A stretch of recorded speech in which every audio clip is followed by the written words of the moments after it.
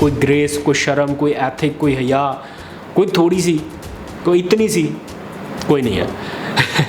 खैर, बिस्मिल्लाहिर्रहमानिर्रहीम, अस्सलाम वालेकुम। मैं हूं अब्दुल कादिर और आप देख रहे हैं आपका अपना फेसबुक और यूट्यूब चैनल।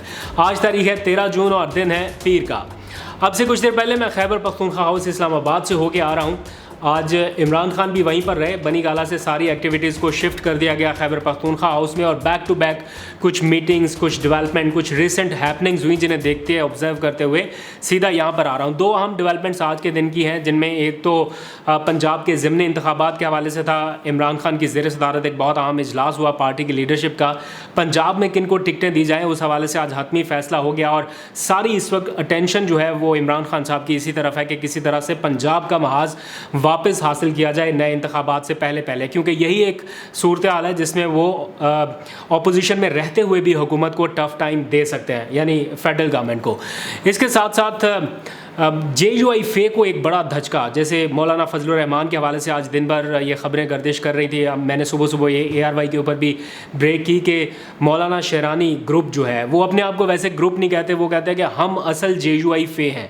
लेकिन बहरहाल चूँकि मौलाना फजलुर रहमान एक अलग ग्रुप में है तो उनसे एक तरह से नाराज़ अरकान कह लें, मुनहरिफ अरकान कह लें, या JUI फे का एक बड़ा ग्रुप कह लें जो मुनहरिफ होकर अब इमरान खान के साथ चलने के लिए तैयार हो चुका है। 3-4 दिन के से ये मुसलसल मामला चल रहे थे, कुछ मुआहदे भी ड्राफ्ट किए जा रहे थे, कुछ चीज़ों के ऊपर इत्तफाक हो गया था, कुछ के ऊपर बाकी था। हलीम आदिल शेख को इमरान खान ने बलूचिस्तान भेजा ख़ास तौर पर इनसे मुलाकात के लिए। ये बैक टू बैक मुलाकातों का सिलसिला जारी रहा और आज सारे मामलात के ऊपर इत्तफाक होने के साथ JUI के उस ग्रुप ने, जो शेरानी ग्रुप है, उसने 25 अहम तरीन ज़िम्मेदारान या अरकान के साथ, जिनमें मरकज़ी क़यादत भी शामिल है, सूबाई क़यादत भी शामिल है, उन्होंने इमरान खान के साथ हाथ मिलाने का बाज़ाब्ता ऐलान कर दिया। कहने को बहुत ज़्यादा डैमेज डन नहीं हुआ, बिकॉज़ ये सारे वो लोग हैं जिनके पास पार्टी के ओहदे तो थे, कोई सूबाई सतह पर, कोई मरकज़ी सतह पर, लेकिन ये इलेक्टेड लोग नहीं है, यानी कोई बड़ा डैमेज क्रिएट नहीं कर सकते इस वक्त कौमी असम्बली में या सूबाई असम्बली में। लेकिन बहरहाल जमात के एतबार पे देखा जाए, अगर जमाती तौर पर, तो JUI फे के लिए एक बड़ा धचका है कि शेरानी ग्रुप ही नहीं बल्कि हाफिज़ हुसैन अहमद, जो मौलाना फजलुर रहमान की पॉलिसी से बहुत इख्तलाफ करते रहे, आजकल उनकी थोड़ी तबीयत नासाज है मेरी इतला के मुताबिक, वरना वो भी इसी ग्रुप के साथ ज्वाइन करते, अल्लाह ताला उन्हें सेहत दे। लेकिन बहुत जल्द वो भी इमरान खान के साथ मिलने वाले हैं और उसके बाद JUI फे का वो जो स्ट्रॉन्ग होल्ड था, जो स्ट्रॉन्ग ग्रुप था, वो थोड़ा सा वीक होगा। तो ये इमरान खान का एक तरह से मौलाना फजलुर रहमान के ऊपर सियासी वार समझ लीजिए कि उनकी एक बड़ी सपोर्ट, बेशक नाराज़ थी लेकिन उन्हें अपने साथ मिलाने के लिए तैयार हो गए। 3 नुकात के ऊपर मुआहिदा हुआ है। वो 3 नुकात कौन से हैं, मुआहिदा कहाँ पर है, वो मैं कुछ ही देर में आपको दिखाऊंगा, क्योंकि उसकी एक्सक्लूसिव कापी भी मुझे मौसूल होगी। लेकिन थोड़ी सी बात, थोड़ी सी, इतनी सी वो करनी है मैंने मुआशी सूरत हाल के हवाले से। एक वक्त था जब थोड़ी बहुत महंगाई ऊपर नीचे होती थी, इतना ज़्यादा फ़र्क नहीं पड़ता था। आप में से भी बहुत सारे लोग ये सोचते रहते थे कि हमें तो फ़र्क नहीं पड़ता, पहले भी 100 का पेट्रोल डलवाते थे, अब भी 100 का डलवाएंगे। लेकिन अब ज़रा बताएं कि 100 का पेट्रोल अगर आप अब डलवाते हैं तो उससे क्या गुजारा होता है। पहले तो था ना कि 19-20 का फ़र्क था, अभी तो 5 और 20 का फ़र्क चला गया, इतना ज़्यादा। और अब ये महंगाई नहीं है, अब बुनियादी तौर पर यह तबाही है। और सही मानों में जिसका कभी इतना ज़्यादा सोचा नहीं था, फ़र्क नहीं पड़ता था, अब सब लोग सोच रहे हैं, अब फ़र्क पड़ रहा है और हर किसी की ज़िंदगी पे फ़र्क पड़ रहा है। किसी को डॉलर से कोई लेना देना हो या नहीं, जिसने ज़िंदगी में कभी डॉलर की शक्ल देखी हो या ना देखी हो, लेकिन बराह रास्त उसका फ़र्क पड़ रहा है। बिकॉज़ सारा तो आपका इंपोर्ट बिल डॉलर्स में है, आपको जितना पेट्रोल इंपोर्ट करना है उसका बिल तो आपने डॉलर्स में देना है। और जब पेट्रोल महंगा, हर चीज़ महंगी, तो इन दिनों में क्या हो रहा है उसकी एक रीसेंट एग्जांपल आज के दिन आने वाली ख़बरों के हिसाब से आप ले लीजिए कि आज सुबह कारोबारी हफ्ते का पहला दिन था, पीर है ना, तो पीर के दिन कारोबारी हफ्ते का पहला दिन, और पहले ही हफ्ते स्टॉक एक्सचेंज अपनी नफसियाती हद से भी नीचे आ गया। एक नफसियाती हद होती है 42,000 इंडेक्स की, यानी 42,000 के आसपास रहना चाहिए स्टॉक एक्सचेंज के पॉइंट्स को, या जो भी उसकी एक टर्म होती है, लेकिन हम उससे भी नीचे आ गए। और आज के दिन, सिर्फ आज के दिन, चंद घंटों के अंदर अंदर 1,000 पॉइंट्स की कमी हुई और अब हम 40,000 समथिंग पॉइंट्स पर घूम फिर रहे हैं, यानी 42,000 से नीचे आ गए हैं। और ऐसा 19 माह के बाद हुआ है। 19 महीने की कम तरीन सतह पर इस वक्त पाकिस्तान स्टॉक एक्सचेंज खड़ी है और ये एक अलार्मिंग सिचुएशन है। कुछ दिनों पहले, कुछ महीनों पहले मैं ये रिपोर्ट किया करता था आपको, और ये फैक्ट बेस्ड चीज़ें थी जो रिपोर्ट करता था कि पाकिस्तान की स्टॉक एक्सचेंज एशिया की सबसे बेहतरीन ट्रेडिंग करने वाली मार्केट में शुमार होगी। पाकिस्तान की करेंसी भी एक वक्त में एशिया की दूसरी या तीसरी बेहतरीन करेंसी में रैंक होना शुमार हो गई थी, क्योंकि डॉलर उस टाइम स्टेबल हो गया था। लेकिन उसके बाद यकायक ये सारी सूरत हाल और आज के दिन जो खबरें आई हैं वो बड़ी अफसोसनाक है। रुपए के मुकाबले में डॉलर की कीमत ज़रा सी भी बढ़ती है, मतलब आप यूँ समझ लीजिए कि 1 रुपया भी ऊपर जाता है तो 130 अरब रुपए का बोझ पड़ता है पाकिस्तान के ख़जाने के ऊपर, यानी पाकिस्तान के कर्ज़ों के ऊपर इतना बोझ पड़ता है कि 1 रुपया ऊपर नीचे होने से 130 अरब रुपए का या तो फ़ायदा या डायरेक्ट नुकसान। फ़ायदे की सूरत नज़र नहीं आ रही क्योंकि डॉलर नीचे आ नहीं रहा, और ऊपर भी जा रहा है चंद पैसों के हिसाब से नहीं जा रहा। 1 रुपया 24 पैसे, 2 रुपये 36 पैसे, मतलब 1-2 रुपये की गेम है। और उससे अगर 130 अरब रुपए का डेली नुकसान पाकिस्तान को हो रहा है तो इसका कौन जिम्मेदार है? क्यों ये सारा खेल इस वक्त रचाया जा रहा है? चंद लोगों की अना मैं इसको समझता हूँ। मैं ज़ाती तौर पर ये समझता हूँ कि ये 10 से 12 लोगों की अना है, या जो भी आप समझ लीजिए। जो सारा सियासी माहौल इस वक्त गर्मा गर्म हुआ पड़ा है, जिसकी वजह से ये मईशत इफ़ेक्ट हुई है, ये चंद सियासी लोगों की अना की वजह से 22 करोड़ आवाम इस वक्त ये खुमियाजा भुगत रहे हैं। और बदकिस्मती ये है कि हम उस तरह से आवाज़ भी नहीं उठा पा रहे जिस तरह से उठानी चाहिए, वरना बाहर के मुल्कों में और बहुत कुछ हो जाता है ऐसी सूरत हाल में। तो मेरा तो ये बिलीव है कि ये महंगाई नहीं है, तबाही है, और बाई डिज़ाइन इसको इस वक्त किया जा रहा है। अमेरिका का एक ग्रुप है सिटी ग्रुप, उसने आज के अखबारात में हेडलाइंस लगी हुई हैं उस सिटी ग्रुप के हवाले से कि वो ग्रुप रिपोर्ट कर रहा है जो इन सारी चीज़ों को मॉनिटर भी कर रहा है। जैसे हम मूडीज़ को रिपोर्ट करते हैं और भी बहुत सारे ऐसे इदारे हैं, तो वो सिटी ग्रुप रिपोर्ट कर रहा है कि IMF पाकिस्तान के रिसेंट बजट से खुश नहीं है, मुतमईन नहीं है। तो अगर जिसको खुश करने के लिए हमने महंगाई का पहाड़ खड़ा कर दिया सिर्फ इसलिए कि वो मान जाए और हमें कुछ डॉलर मिल जाए, वो तो खुश नहीं है। तो इसका मतलब है कि उसे मज़ीद खुश करने के लिए मज़ीद कितना बोझ हमें आवाम पर डालना होगा, ये सोचकर भी परेशानी होती है। और ज़ाती तौर पर मैं समझता हूँ कि ये बजट का जो फ़ायदा है सारा, ये सिर्फ उस कोकोमो कंपनी वालों को हुआ है।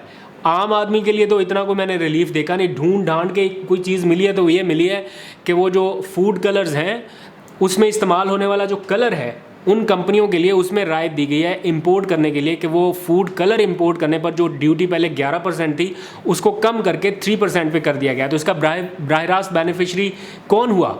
इस मुल्क के वज़ीर ख़जाना, उनकी कोकोमो वाली कंपनी, और वो जो फ्लेवर ऐड करते हैं, कलर ऐड करते हैं, उनको बराह रास्त फ़ायदा हुआ। बहरहाल इसके ऊपर आके उनको वजाहत देनी चाहिए। लेकिन the matter of fact is this कि इस वक्त ये जो गैर हकीकी बजट है ये कुछ हवाओं में मुअल्लक है, जिसका कोई रियलिटी या ग्राउंड बेस उस तरह की चीज़ें नहीं। बहुत सारे मामलात को तो स्किप कर दिया गया सिर्फ इसलिए कि IMF को खुश करना है। नई हुकूमत आने के बाद ये चंद दिनों की बात है, 1 महीना, 1.5 महीना, 2 महीने के अंदर अंदर हमारे मुल्की ख़जाने से 7.5 अरब रुपए निकल चुके। कहाँ गए किसी को पता नहीं। स्टॉक एक्सचेंज के जो पॉइंट्स हैं वो 5265 पॉइंट्स कम हो चुके हैं। कहाँ गए? कितने सरमायाकारों का कितना पैसा डूब गया, इसके बारे में भी किसी को पता नहीं, और कोई जिम्मेदारी लेने के लिए भी तैयार नहीं है। और फिर 3 चीज़ों में इजाफा हुआ, सिर्फ 3 चीज़ों में। उनमें नंबर 1 पर है महंगाई, जो कि बताया जा रहा है कि 25% तक जाने की तवक्को जाहिर की जा रही है। इस मुल्क में महंगाई का 25% तक चले जाना इन्फ्लेशन का तबाहकुन है। इसके बाद जो चीज़ बड़ी है वो है डॉलर की कीमत, मैं बता चुका हूँ। और इसके बाद जो चीज़ बड़ी है वो है लोड शेडिंग, और उसका आपने देख लिया कि क्या हाल है। डॉलर्स बचाने के लिए अब हमें लोड शेडिंग करनी पड़ रही है। ऐसा नहीं है कि मुल्क में बिजली की पैदावारी सलाहियत नहीं है या हमारे पास प्लांट्स नहीं है। उन प्लांट्स में डालने के लिए जो फर्नेस ऑयल है वो नहीं है, और फर्नेस ऑयल इंपोर्ट करने के लिए डॉलर चाहिए और वो नहीं है हमारे पास। तो ये है असल इशू। फिर बड़ी खबर जो मैंने आपको बताया कि इमरान खान इस टाइम ये सोच रहे हैं कि पंजाब में किस तरह से वापसी करनी है, उसके ऊपर नजरें हैं। पंजाब के महाज के ऊपर भी पूरी तरह से मुतहर्रिक हैं। फेडरल में भी यहाँ से बैठकर भी सारी मीटिंग्स हो रही हैं। परवेज़ इलाही से भी रब्ता है, उस्मान बुज़दार से भी रब्ता है, और इमरान खान को ये उम्मीद है कि बल्दियाती ज़िमनी इंतखाबात की सूरत में उनके पास इतनी नशिस्तें आ सकती हैं कि वो पंजाब में अपनी हुकूमत वापस ले सकते हैं। ये एक बहुत बड़ा और डिफ़िकल्ट चैलेंज है इमरान खान के लिए, ख़ास तौर पर उस मौके पर जब सारी हवाएं मुखालिफ सिमत में चल रही हैं और आपका साथ देने के लिए कोई तैयार नहीं है सवाए अवाम के। तो अगर अवाम खड़ी हो गई और वोट उन्होंने डाल दिए इमरान खान को, और पंजाब का महाज इमरान खान वापस लेने में तैयार हो गए, तो इस सियासी सूरत हाल में ये मरहला सबसे दिलचस्प होगा। अब तक तो हमने देखा ना, पंजाब में नून लीग की हुकूमत पंजाब में, तो फेडरल में भी पंजाब में, पीटीआई की फेडरल में है तो मरकज़ में भी उनकी, अभी वापस नून लीग आ गई है तो फेडरल और पंजाब दोनों में उनकी। लेकिन एक ऐसा सिनेरियो जिसमें फेडरल में गवर्नमेंट नून लीग की और मरकज़ में हो पीटीआई की, तो ये कैसा सिनेरियो रहेगा? ये बड़ा ज़बरदस्त और दिलचस्प होगा, क्योंकि मरकज़ पंजाब के बगैर उस तरह से नहीं चल सकता, ख़ासतौर पर 18वीं तरमीम के बाद। तो इतना सा मरकज़ उसको संभाल के कोई क्या कर लेगा जब तक पंजाब साथ नहीं होगा? तो ये बड़ा एक डिफरेंट सिनेरियो होगा। और साथ ही खबर यह है कि मुनहरिफ अरकान जो कौमी असम्बली में थे, उनके खिलाफ इमरान खान ने जो इलेक्शन कमीशन का फ़ैसला आया था कि उनको नाअहल नहीं करार दिया जा सकता, इस इलेक्शन कमीशन के फ़ैसले के ख़िलाफ़ सुप्रीम कोर्ट से रजू कर लिया है। और सुप्रीम कोर्ट से कहा गया है कि इन अरकान ने चूँकि पार्टी पॉलिसी से इनहराफ किया, उसके वाज़ेह सबूत मौजूद हैं, ये अरकान ख़ुद टेलीविज़न पर जा कर एतराफ़ कर चुके हैं, इसलिए इनको नाअहल करार दिया जाए। और ख़ास तौर पर जो इस वक्त के अपोजिशन लीडर हैं, राजा क्या नाम है उनका, मैं तो नाम ही भूल गया बिल्कुल, वो फैसलाबाद वाले जो राजा रियाज, हाँ, उनको काम करने से रोका जाए बतौर अपोजिशन लीडर। वैसे ये भी मजाक ही है कि अपोजिशन लीडर राजा रियाज साहब फैसले कर रहे हैं और वो ऐलान कर चुके हैं कि वो मुस्लिम लीग नून के टिकट पर इलेक्शन लड़ेंगे। और इस वक्त मुस्लिम लीग नून के जो कायदे अवान हैं, उनके साथ मिलके वो बतौर अपोजिशन लीडर मामला तय कर रहे हैं। मतलब कोई ग्रेस, कोई शर्म, कोई एथिक, कोई हया, कोई थोड़ी सी, कोई इतनी सी, कोई नहीं है। खैर, थोड़ी सी बात, वो जो मैंने आपको बताया मौलाना शरानी ग्रुप की 3 नुकात का मुआहिदा सामने आया है, जिसके बाद थोड़ी सी सियासी हलचल हुई है कि 25 अरकान जो है वो इमरान खान के साथ हाथ मिला चुके हैं। कहने को मैंने पहले भी बताया कि बहुत बड़ा डैमेज इस वक्त क्रिएट नहीं हुआ, लेकिन पार्टी की सतह पर JUI फे के लिए ये एक डैमेज कर सकता है, डैमेजिंग पोजीशन है, क्योंकि जो 3 नुकाती मुआहिदा हुआ है उसमें ये लिखा गया, काफ़ी लंबी चौड़ी डिटेल है और ज़्यादातर मुआहिदा इस्लामी नुकात के आसपास घूमता है। उसमें जो मैं पढ़ सका हूँ अब तक, उसमें ये लिखा गया है कि इस्लामी तालीमात के मुताबिक एक दूसरे को धोखा नहीं देना चाहिए, इसलिए दोनों जमातों ने यह तय किया है कि मामलात को अफ़ाम व तफ़हीम से, जिसमें मुल्की, कौमी, इलाकाई और आलमी सतह पर उठने वाले जो मसाइल हैं, उनके हल के लिए एक दूसरे पर एतमाद करते हुए आगे बढ़ना है और किसी को धोखा नहीं देना। फिर ये भी कहा गया कि इस्लामी तालीमात की जो तशहीर है उस पर काम होगा। और नंबर 3, इस्लामोफोबिया के तदारुक के लिए, ख़ात्मे के लिए भी ये जॉइन हैंड किया गया है। यानी सिर्फ सियासी मकसद नहीं है इस इत्तेहाद का, इस इत्तेहाद का खालिस्तान मकसद सियासी मामलात के साथ साथ इस्लामी तालीमात की तशहीर और इस्लामोफोबिया के तदारुक के लिए भी काम करना होगा। यानी एक लार्जर पर्सपेक्टिव के ऊपर इसको डिज़ाइन किया गया है। आगे और भी बहुत सारे लोग ज्वाइनिंग करने वाले हैं। आज तक के लिए इतना ही, बाकी अपडेट आपको कल करूँगा, वैसे ही बहुत लेट हो गया हूँ, कल बताऊँगा बाकी खबरें। आज तक के लिए इतना ही, ख्याल रखिए, खुदा हाफिज़।